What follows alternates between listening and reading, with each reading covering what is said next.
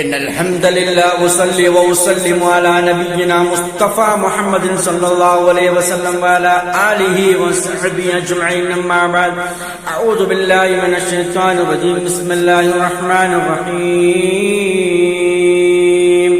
സൂറ ബഖറ 160 ആയത്ത് അല്ലാഹു സുബ്ഹാനഹു വ തആല വിശദീകരിക്കുന്നു. നോക്കൂ, ഇല്ലല്ലദീന താബു, തൗബ ചെയ്തവരൊഴികെ, പശ്ചാത്താപിച്ചു മടങ്ങിയവരൊഴികെ, വഅസ്ലഹു, കാര്യങ്ങൾ നന്നാക്കിയവരൊഴികെയും, വബയ്യനു, വിശദീകരിച്ചവരൊഴികെയും, ഫഉലൈക അതൂബു അലൈഹിം, അപ്പോൾ അക്കൂട്ടരിൽ നിന്നും അതൂബു അലൈഹിം, അവരുടെ തൗബ അല്ലാഹു സുബ്ഹാനഹു വ തആല സ്വീകരിക്കുന്നതാണ്.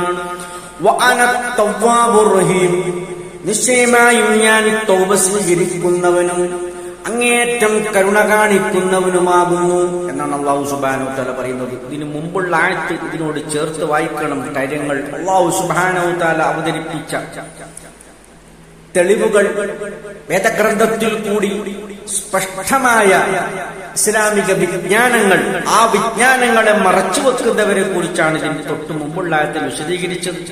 അത്തരം ആയത്തുകൾ മറച്ചുവെച്ചുകൊണ്ട് അല്ലാഹുവിന്റെ മാർഗത്തിൽ നിന്നും സ്വയം തെറ്റിപ്പോകുകയും ജനങ്ങളെ തെറ്റിക്കുകയും ചെയ്യുന്നവർ, അവർ പിന്നീട് തൗബ ചെയ്ത് മടങ്ങുകയോ അല്ലെങ്കിൽ കാര്യങ്ങൾ നന്നാക്കുകയോ അല്ലെങ്കിൽ കാര്യങ്ങൾ വ്യക്തമാക്കുകയോ ചെയ്തു കഴിഞ്ഞാൽ അവരുടെ തൗബ അല്ലാഹു തആല സ്വീകരിക്കുന്നതാണ്.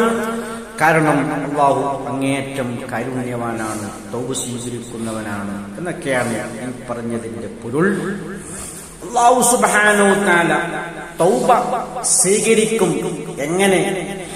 തൗബ എന്ന് പറഞ്ഞാൽ അന്നദുമു തൗബത്തുൻ എന്ന് പറഞ്ഞാൽ അതിന്റെ അർത്ഥം ഈ നദമു, അതായത് ഖേദപ്രകടനമാണ് തൗബ. ഞാനൊരു തെറ്റ് ചെയ്തു പോയി, ഇനി ഒരിക്കലും അതിലേക്ക് മടങ്ങില്ല റബ്ബേ എന്നുള്ള ആ ഒരു ഖേദപ്രകടനം. അങ്ങനെയാണ് മനുഷ്യന്റെ മനസ്സാണ് മാറേണ്ടത്. ആ മാറുന്ന മനസ്സുകൾക്ക് അല്ലാഹു സുബ്ഹാനഹു വ തആല ഉത്തരം നൽകും എന്നാണ് പറഞ്ഞതിന്റെ അർത്ഥം. ഇനി ഒരിക്കലും അത്തരം പാപങ്ങളിലേക്ക് ഞാൻ തിരിച്ചു ചെല്ലുകയില്ല എന്നുള്ളൊരു വാഗ്ദാനം അല്ലാഹു സുബ്ഹാനഹു വ തആലക്ക് അവൻ നൽകേണ്ടതുണ്ട്. അങ്ങനെ പരിപൂർണമായി ആ തെറ്റിൽ നിന്നും അവൻ വിട്ടുനിൽക്കുകയും ഖേദപ്രകടനം നടത്തുകയും ചെയ്താൽ അവന്റെ തൗബ അല്ലാഹു സ്വീകരിക്കുന്നതാണ്. അത്രയുമാണ് ഈ ആയത്തുമായി ബന്ധപ്പെട്ട് നമുക്ക് സംസാരിക്കാനുള്ളത്.